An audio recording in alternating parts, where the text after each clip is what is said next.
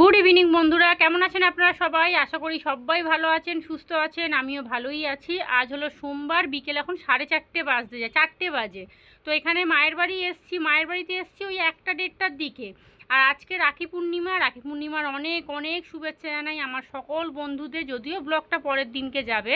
তো রাখি পূর্ণিমার জন্য এখানে আসা হয়েছিল, সকাল থেকে ভিডিও করেছিলাম জানেন, কিন্তু এই যে নতুন ফোন হয়েছে, মানে কি করে দিয়েছি, প্রায় মোটামুটি 20টা না 25টার মতো ভিডিও আমি ডিলিট করে দিয়েছি। বিকেল এখন 5:30 বাজে, এখানে চা নিয়ে বসে পড়েছি। মা চা দিয়ে গেল। আর একটু আগে, আজকে যেহেতু রাখি পূর্ণিমা, তো আমাদের পাশের বাড়িতে পুজো হয়েছিল পূর্ণিমার, তো সেই কারণে একটুখানি সিন্নি দিয়েছে, খেয়েছি। মানে প্রায় 15-20 মিনিট হয়ে গেছে। চাটা খাওয়ার ইচ্ছাই ছিল না, কারণ আমার তো প্রচণ্ড গ্যাস অম্বল। ওই সিন্নি খেয়ে যদি আবার মানে কিছু হয়, তো সেই কারণে মাকে বলছিলাম চা দিতে হবে না। মা বলছে কিচ্ছু হবে না, খানিকক্ষণ পরে খাবি, আর লিকার চা তো কোনো অসুবিধা নেই। তাই ভাবলাম খেয়েই নিই, আর বাড়ি গিয়ে তো আবার চা খাবো। আর তিশান ওরা সব ওপরে ঘুড়ি ওড়াচ্ছে, মোটামুটি 6:30-6টার দিক করে নামবে। চলুন একটুখানি আমি ছাদে যাই। আর আজকে বাড়িতে আসার কারণ হচ্ছে, আমার বড়দার মেয়ে দাদাকে তো রাখি পরাবে, তো সেই কারণেই আরও আসলাম। সকাল সকাল আসতাম, কিন্তু তন্ময় না আজকে একটু তাড়াতাড়ি কাজে বেরিয়ে গেছে। তো সেই কারণে আমাকে বললো কি গো, তুমি যখন বাড়ি যাবে তাহলে একটু ভাতটা নিয়ে যাবে। সকাল থেকে আমি ভাবলাম যাকগে ও তাড়াতাড়ি কাজে চলে গেছে, তাহলে আর রান্না বান্না করতে হবে না। কিন্তু হট করে ফোন করে বলছে যে একটু ভাত করো না, তাহলে তুমি আসবে যখন নিয়ে চলে আসবে। তাই জন্য একটু ডিমের ঝোল ভাত করে নিয়ে এসেছি। তবে এখনও পর্যন্ত খাবার নিয়ে যেতে পারেনি, ও কোথায় একটা কাজে গেছে, সেখানেই আটকে গেছে। দেখছেন, ওর জন্য আমাকে মানে তাড়াহুড়ো করে রান্না বান্না করে গুছিয়ে সব কিছু রেডি করে আমি বাড়ি আসলাম তখন 1টা, তাও আবার ঝিরঝির করে বৃষ্টি পড়ছে জানেন। কিন্তু ওই যে ভাতই নিয়ে যেতে পারলো না। সে যাই হোক, চলুন। আর দেখুন, আমাদের এখানে তো কদিন ধরে খুবই বৃষ্টি হচ্ছে, আমাদের এখানে কেন অনেক জায়গাতেই হচ্ছে। আর একটু পরে বাড়ির দিকে রওনা দেবো, কারণ যা কালো হয়ে এসছে না, মনে হচ্ছে জোর একচোট হবে। আর টোটো করেই চলে যাব। এখানে বাবার এখন কাজ হচ্ছে, লাটাই ধরে বসে থাকতে হবে। আর ওই যে পাশে বদ্দার মেয়ে বসে আছে, সকাল থেকে সব ভিডিও তুললাম জানেন, ওরা সব রাখি পরালো, সেই ভিডিও তুললাম। রান্না বান্না সমস্ত কিছু ভিডিও তুললাম। ও বাবা, দুপুরবেলা বসে ভাবলাম যে ভিডিওগুলো লাগবে না, যেগুলো মানে ব্লগ দিয়ে দিয়েছি, সেগুলো ফালতু ফোনে জমিয়ে তো লাভ নেই। তন্ময় বলেছে মানে যে কটা ভিডিও লাগবে শুধু সে কটাই রাখবে, এছাড়া বেশি ভিডিও রাখবে না, এতে নাকি ফোন নাকি ডিস্টার্ব করে। আর এটা ঠিকই বলেছে, শুধু শুধু দরকার ছাড়া তো আমার ফোন ভর্তি করে লাভ নেই। ও বাবা, আমি ডিলিট করতে গিয়ে আজকের ব্লগগুলোকেই ডিলিট করে দিয়েছি জানেন। কিরম মূর্খামি বলুন তো। হ্যাঁ, ব্যাস মাথায় হাত দিয়ে 10 মিনিট বসে রইলাম, তারপরে আর কি করব। দেখি এই ব্লগটা কতটা বড় হয়, কতটা ছোট হয়। ওরা এখন ঘুরিয়ে ওড়াচ্ছে, এবারে আমি এসছি নিচে। আমার মা এখন রান্নাবান্না শুরু করে দিয়েছে। আর ছোটো বৌদির শরীরটা ভালো না, ওর আবার জ্বর হয়েছে। তো মায়ের বাড়ি চলে গেছে গত 2-3 দিন হয়ে গেল। এখন তো মাকে আর বড় বৌদিকে সব কিছু করতে হচ্ছে। তাই বিকেল হলেই রান্নাবান্না রেডি করে একদম মা চলে যায় ওপরে। আর দেখুন, আজকে মেজদা কত মাছ ধরেছে। মা এখনও মাছগুলো কাটেনি, বলছে যাওয়ার সময় কটা মাছ নিয়ে যাস। তবে নিয়ে যাব কেন বলুন তো, ফ্রিজে খুব একটা মাছ ফাছ কিছু নেই। আর এই যে এখানে ডিমের ঝোল ভাত তন্ময়ের জন্য এনেছিলাম, পুরো ব্যাগ ধরেই রাখা আছে। ও ফোন করে বলল তুমি নিয়ে চলে যাও বাড়িতে। এখন বাজে সন্ধে 7:30। বাড়ি চলে এসেছি, এসেই ভিজে জামা কাপড়গুলোকে আগে মিললাম। আর তিশান এখানে এই যে খেলতে বসে গেছে, খেলছে না ঝগড়া করছে আমি নিজেও বুঝতে পারছি না। সে যাই হোক, চলুন। আর আমি আসার সময় আমার ছোটদার ছেলেটাকে নিয়ে আসলাম। ও আজকে সকালবেলা বাড়ি গেছিলো, ওর দিদা ওকে দিয়ে এসেছিলো রাখি পরবে বলে। ওর মা যেহেতু বাপের বাড়িতে আছে, এখান থেকে খুব বেশি দূরে না, 10 মিনিটের রাস্তা ওর মামার বাড়ি। তো আমাকে বৌদি বললো বোন তাহলে তুমি নিয়ে চলে আসো। একটা ম্যাগি করে দিলাম, ও খেয়ে চলে যাবে, ওর দিদা বা মামি এসে নিয়ে যাবে। আর তন্ময় এসেই ভাত খেয়েছে, আমিও ঢুকেছি, তার খানিকক্ষণ আগেই তন্ময় ঢুকেছে। আর এখানে এই যে আচার দিয়ে আজকে ভাত খেয়েছে, দেখছেন, ডিমের ঝোল দিয়ে আবার আচার, ভাবতে পারছেন। চলুন এখন আমার জন্য একটুখানি চা বসাবো। আর আমার গলাটাকে একটু ধরে আছে নাকি আপনারা বলুন তো, নাকি নতুন ভিডিওতে ভয়েস দিচ্ছি বলে এরকম হচ্ছে কি জানি। যাই হোক, চলুন এখানে এখন কাপ বার করি। কাপ বার করতে কি ধ্যান করতে লেগে গেছি, মানে কোন কাপে চা খাবো। আর লাল কাপটাকে না ফেলে দেবো, অনেকগুলো কাপ আছে জানেন যেগুলোকে ফেলে দিতে হবে, ফালতু ফালতু জায়গা নিয়ে বসে আছে। তো চলুন। আর আজকে রাত্রিরে রান্নাবান্না বলতে খিচুড়ি করব। এটা আমি না ওই বিকেলবেলায় ঠিক করেছিলাম মায়ের বাড়িতে বসে। মা বলছিল গতকাল রাত্রিরে জানিস আমাদের খিচুড়ি হয়েছিল আর মাংস করেছিলাম, রবিবার ছিল।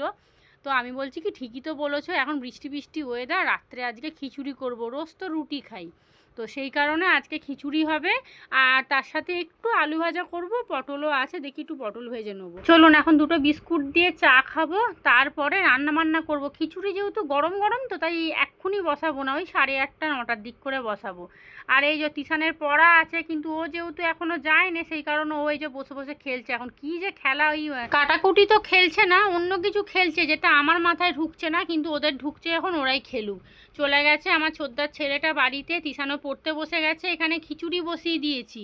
আর বিকেলবেলা আপনাদের বলছিলাম না যে পূর্ণিমার জন্য প্রসাদ দিয়ে গেছিলো, একটুখানি ওই সিন্নি খেয়েছি, ফল খেয়েছিলাম। ওই সিন্নি খাওয়ার পরে চা খেয়েছি, ওই দুটো মিক্সিয়ে একদম বাবা মানে অ্যাকশান শুরু হয়ে গেছে। যখন টোটো করে আসছি তখনই জানেন গলা বুক পুরো জ্বলছে, মানে লিভারটায় আর কিছু নেই আর কি, মানে হাবি যাবি। আর আমি না প্রচুর ফুচকা খেতাম আগে, জানেন তো, প্রচুর খেতাম, মানে 20 টাকা 30 টাকা 40 টাকার ফুচকা খেয়ে নিতাম। সেই অ্যাকশানগুলো না এখন বেরোচ্ছে আমার শরীর দিয়ে। সে যাই হোক, এরম করতে করতে সেঞ্চুরি মনে হচ্ছে করে ফেলবো, তার আগে মনে হয় টপকাবো না, আমার যেটা মনে হয়। আর রান্নাঘরের অবস্থা দেখুন, বাসন কোসন সব কিছু মাজতে হবে, এত গলা বুক জ্বলছিল। তিশানকে বললাম হ্যাঁ রে একটা সামনের দোকান থেকে থামস আপ নিয়ে আমার না অনেক সময় গলা বুক জ্বললে একটু থামস আপ খেলে ভালো হয়ে যায়। আর সত্যি তাই জানেন, খেয়েছি 1 গ্লাসের মতো, তন্ময়কে একটু দিয়েছি, তিশানকে দিলাম, ফ্রিজে রেখে দিয়েছি। তো এখন অনেকটা ভালো আছি, মানে গলার মধ্যে না কেমন যেন কাঁটা বিঁধেছিল এরকম মনে হচ্ছিল। এখন অনেকটা ভালো আছি। ওই মানে গ্যাস হয়ে গেছে ওই সিন্নির সাথে, আবার ওই চা তো, আর সিন্নি খেলে খুব অম্বল করে, ঠাকুরের জিনিস বলতেও মানে খারাপ লাগে, কিন্তু তবুও বলতে হচ্ছে। আর আজকে দেখুন খিচুড়ির মধ্যে আমি সয়াবিন দিয়েছি, আর খিচুড়ি তো অনেকবার আপনাদের দেখিয়েছি, তাই দেখাবার মতো কিছু নেই। আর তার থেকে বড় কথা হচ্ছে আমার ট্রাইপডটাও ভেঙে গেছে, আপনাদেরকে তো বলতে ভুলেই গেছি এতদিনে। আমি যে ট্রাইপডটা দিয়ে আমি রান্নাটা শ্যুট করতাম সেটা একবারে ঘাটে গেছে, ওকে এখন সারিয়ে লাভ নেই। আর মোটামুটি 1-1.5 বছর হয়ে গেছে ট্রাইপডটা, 150 টাকা ট্রাইপড, আর কদিন চলবে। দুখানা মানে সেলফি স্টিকটা ভালো আছে, কিন্তু ওই মাথাটা না বারবার হেলে যাচ্ছে, আর সেলফি স্টিক দিয়ে তো রান্নার ভিডিও করা যায় না। এখানে খিচুড়ি একদম রেডি হয়ে গেছে, নামাবার আগে দিয়েছি ভাজা মশলা, ধনিয়া পাতা আর ঘি ছিল বাড়িতে, অল্প করে একটু ঘি দিয়েছি। আর আজকে খিচুড়িটা দারুণ হয়েছে। আমি কিন্তু খুব একটা সয়াবিন দিই না, কিন্তু আজকে দিলাম, যাকগে একটু অন্যরকমভাবে খাবো। রাতে রান্নাবান্না এখানে রেডি, এই হলো আলু ভাজা। আর আমি না ওই ভিডিওর ফিল্টারটা ঠিকঠাক দিতে পারছি না, বুঝলেন তো, তো সেই কারণে একবার লাল একবার ব্লু একবার সাদা একবার কালো এরকম হয়ে যাচ্ছে। তো একটুখানি ফোন এক্সপার্ট যারা আছে তাদেরকে একটু ফোনটা দিয়ে দেখাতে হবে। আর সেটা হলো তন্ময়, সকালবেলা তো আমি যেহেতু ভিডিও করি ওকে ফোন দিতে পারি না, বলেছে রবিবারে তুমি একটু সময় করে আমাকে ফোনটা দেবে, আমি সব সেটিংস ঠিকঠাক করে নেবো। তো রান্নাবান্না হয়ে গেছে, কত বাসন ছিল মাজলাম জানেন, রান্নাঘরটা পরিষ্কার করলাম। খিচুড়ি করতে না মানে সবসময় ভাবি অল্প একটু সময় লাগবে তাড়াতাড়ি হয়ে যাবে, কিন্তু না, যে কোনো রান্না জানেন তো একটু একটু করে সময় নিয়ে অনেকটা টাইম লেগে যায়। আর এখানে ওই যে কাঁচের গ্লাসগুলোকে ধুয়ে রেখে দিয়েছি। চলুন হয়ে গেছে রান্নাবান্না, এইবারে খাওয়া দাওয়া করবো। আর এই ভিডিওটা আমি কালকে সকাল অবধি কন্টিনিউ করবো, নাহলে অনেক ছোট হয়ে যাবে ব্লগটা। গুড মর্নিং বন্ধুরা, আজ হলো মঙ্গলবার, মানে নেক্সট ডে সকালবেলা, এখন বাজতে যায় সকাল 8টা। রান্নাবান্না বসিয়ে দিয়েছি, তন্ময়কে খাবার দেওয়া হবে। তো রান্না বলতে আজকে আলু পোস্ত করব, তার সাথে পটল ভেজেছি আর ডাল, আর একটা ডিম ভেজে দেওয়ার ইচ্ছা আছে, ভেজে দিতেই হবে, ইচ্ছা আছে, প্রত্যেকবার বলবো না। আর দেখুন সকালবেলা মেঘলা হয়ে আছে, বৃষ্টি হবে কি না বলতে পারছি না। আর এখানে প্রেসারে ওই আলু পোস্তর আলুটা সিদ্ধ বসিয়ে দিয়েছি, আর এদিকে ডালটাও হয়ে গেছে, পটল ভাজাও হয়ে গেছে। এইবারে চাটা বসিয়ে দেবো। তিশান পড়তে চলে গেছে 7:30টার দিক করে। আর আজকে সকাল থেকে যা মেঘলা হয়ে আছে, মনে হচ্ছে তো আজকে বেলার দিক করে খুব জোর ঢালবে। তবে আমার জামা কাপড়ের অবস্থা খুব খারাপ, ওরে বাপরে সমস্ত ভিজে। আর এই দেখুন গতকাল সন্ধেবেলা বাড়ি থেকে আসার সময় টুক করে গলি দিয়ে গিয়ে একটু চা পাতা নিয়ে চলে এসেছি। আর চা পাতাটা শেষ হয়ে গেছিলো, 10 টাকার পাতাগুলো এনে এনে জানেন প্রায় 3-4টে খাওয়া হয়ে গেছে, তারপরে চা পাতাটা আনতে গেছি। এখানে আলু পোস্ত হয়ে গেছে, চাও বসিয়ে দিয়েছি, ভাতও হয়ে গেছে, খালি ডিমটা ভাজবো তাহলেই রান্নাবান্না কমপ্লিট। আর আজকে সকালবেলা ঘুম থেকে উঠেছি 6:30টার দিক করে, কারণ আমার না চোখটা একটু প্রবলেম হচ্ছে, ওই যে চশমা পরা ছেড়ে দিচ্ছি না মাঝে মাঝে, সেই কারণেই হচ্ছে জানেন। আর আমার ট্রাইপডটা ভেঙে গেছে না, আমি কিচ্ছু ভিডিও করতে পারছি না, ওই হাতে ফোন ধরে এরম করে ভিডিও হয়, এতে কাজেরও তো দেরি বলুন না। এই যে এখানে ডিম ভাজা, পটল ভাজা, ডাল, ভাত, আলু পোস্ত সমস্ত কিছু হয়ে গেছে, ওকে চা দিয়ে দিয়েছি। আমার জন্য 2টো রুটি করব, চা খাবো, ব্যাস, তাহলেই মোটামুটি সকালের আজকে পর্ব শেষ। ও হ্যাঁ, আজকে মঙ্গলবার, লোন দিতে যেতে হবে। আর আমার চাটা একটু কাপের মধ্যে ঢেলে রাখছি, এখন খাবো না, আজকে একটা গ্যাসের ওষুধ খেতে হবে, কারণ ওই গতকালকে ওই সিন্নি খাওয়ার পর থেকে না আমার পেটের অবস্থা খুব একটা ভালো নেই। তো সেই কারণে দেখি একটা গ্যাসের ওষুধ খাবো, তারপরে চা রুটিটা খাবো। ফ্রিজে না একটুখানি ময়দা মাখা পড়ে আছে ওই পরশু দিনকের, তো আজকে দুটো রুটি করে খেয়ে নিই, ফেলবো কেন বলুন না। আর আজকে একদম দিনের ব্লগ দিনেই যাবে, মানে টাটকা ব্লগ যাবে একদম। বাবা, আমি তো ভেবেই অবাক হয়ে যাচ্ছি, মানে 3-4 দিন আগের ব্লগ দিয়ে আমি।